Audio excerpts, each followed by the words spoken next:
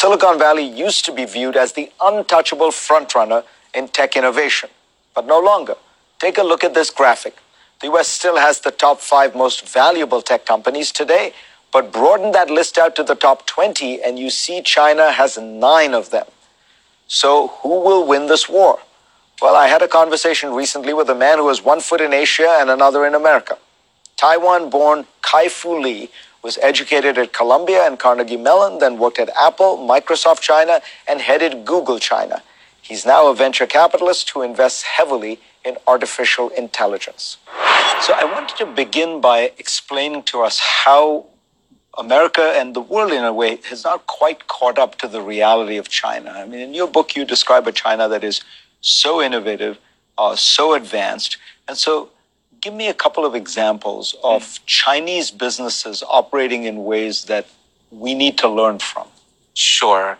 A friend, Max Tegmark, recently came to visit me in China, and he's a professor at MIT, and he said this is the future. So that's an example. The kinds of things that we use in China includes basically completely mobile payment. So no cash, no credit cards. No cash, no credit cards. All done with phones. Right. You even see, beggars hold up signs that says scan and give me some money, because no one has change in the pockets anymore. And this happened just in about 3 years. That shows you how the tech companies can come in so quickly. Also, the payment isn't just to pay a merchant. Anyone can pay anyone, and you can pay somebody 15 cents. And the best thing is there's almost no charge. So when you look at this core issue of financial transactions, almost the lifeblood of an economy, yes, and you look at Europe and the United States, yes, from China, yeah, we look very backward. Yes, yes. And it's a result of having had the last most advanced structure, which was the credit card system.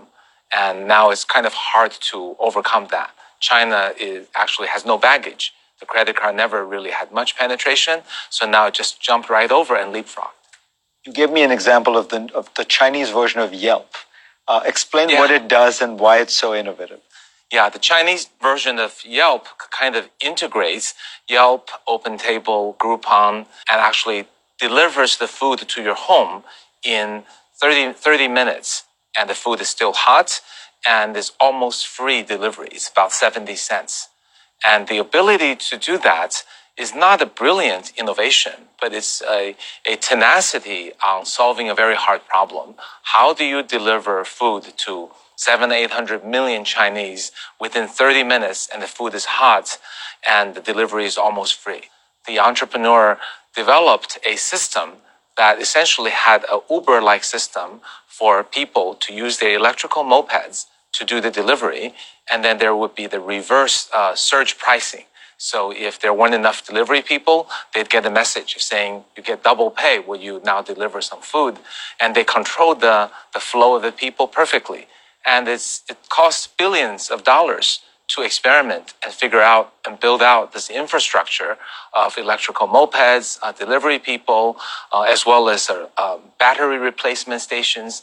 And AI algorithms is very complex. But the Chinese entrepreneurs are hungry. They work extremely hard. They're very fast, and they're willing to do whatever it takes to create value for consumers and also to erect a barrier so that other companies cannot attack their business. So it develops a more resilient business model.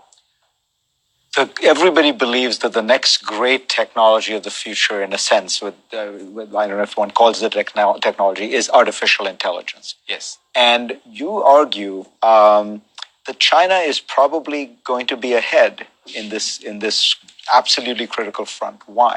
Well, in the implementation, I think U.S. has been and is and will be ahead in the research.